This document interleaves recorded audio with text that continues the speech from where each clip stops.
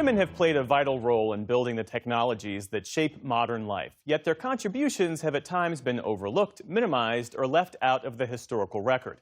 A new exhibition seeks to tell a fuller story. Featuring artists from California and beyond, it draws connections between the work performed in Silicon Valley's laboratories and the generations of labor women have carried out in factories, offices, and homes around the world. Special correspondent Mike Cerre reports from San Jose for our Arts and Culture series, Canvas. The old analog clock atop the historic wing of the San Jose Museum of Art is considered to be one of the early examples of high technology here in the capital of the Silicon Valley. It's a representation of the importance of the marriage of art and technology in our community. Jeremiah Wilson Davis, the executive director of the San Jose Museum of Art, is trying to bridge the technology and art gap, real or imagined, with exhibits appealing to both cultures. The idea that art and technology are divorced, I think, is a fallacy. Art and technology have been present since the very beginning. But the two are not separate. They're born from the same human impulse, and that's why they share a root in the ancient Greek word techne.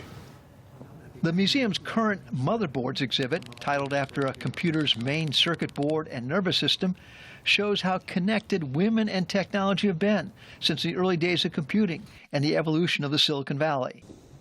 Rhonda Holburton was originally a sculptor before adopting some of the digital art tools to advance her craft. The piece that I made for Motherboards is partly inspired by my own familial history. My great-grandfather was both an engineer. He also had orchards here in Silicon Valley. And in fact, before Silicon Valley was Silicon Valley, it was known for its orchards as the Valley of the Heart's Delight. The sculpture itself is a plum branch, which is a nod to that agricultural history. So I've translated that plum branch from a 3D scan of an actual tree that are then 3D printed with bioplastics and resins. Her exhibit, Collateral Influences, includes a digital representation of the plum branch in honor of the early role women played in computer technology. Ada Lovelace is largely known as the world's first computer programmer, or at least author of the first algorithm. So on the screen, on the face of the sculpture, on top of the 3D model of the plum branch, is a representation of Ada Lovelace's Note G algorithm, the first algorithm, turned into binary code and then turned into black and white pixels. Silicon Valley AI chipmaker NVIDIA recently named one of their high-performance chips after this mid-19th century mathematician. As a child, I loved problem solving, I loved math, I loved science, I loved making things. It doesn't look like anything like a computer. It looks like an inverted couch or something. Sarah Bacchias earned degrees in both mechanical engineering and fine arts before becoming a digital artist. Human computers, who were women who did a lot of computational work before the actual physical computer. They were humans who were computers, and so their work is sort of like the mother of the computer industry.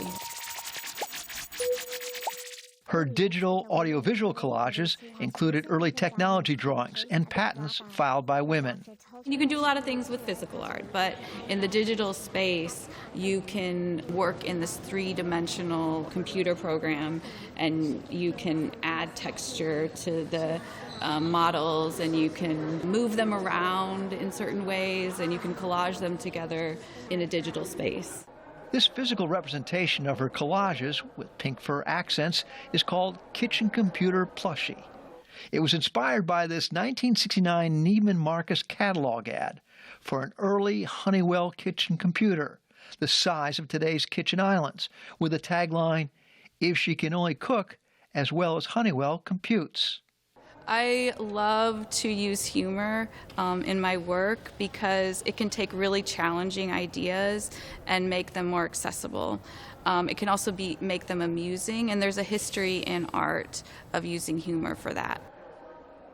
This traditional Navajo weaving of the Pentium microchip recognizes the contributions of Navajo women's arts and craft skills to computing while they worked at Intel's chip fabrication facilities in Arizona and New Mexico.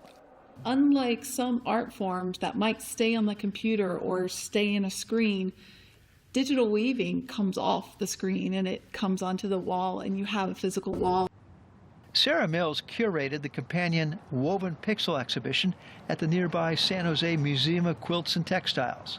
It represents how full circle a traditional art form, like weaving, has come because of technology.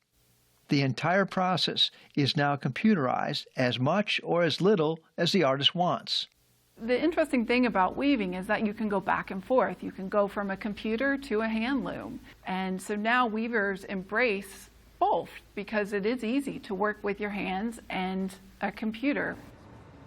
When not creating digital art, Rhonda Holberton is an assistant professor of digital arts at San Jose State University, one of the first universities to combine fine arts and digital technology into a degree program. I think the genesis of art and technology, the integration, started in places where technology is located because artists, universities were able to play around with some of the first computers. The growing popularity of the city's first Friday art gallery walks is testimony to how connected the tech and arts communities can be in the Silicon Valley when it comes to breaking rules and creating things. For the PBS News Hour, Mike Cerre in San Jose, California.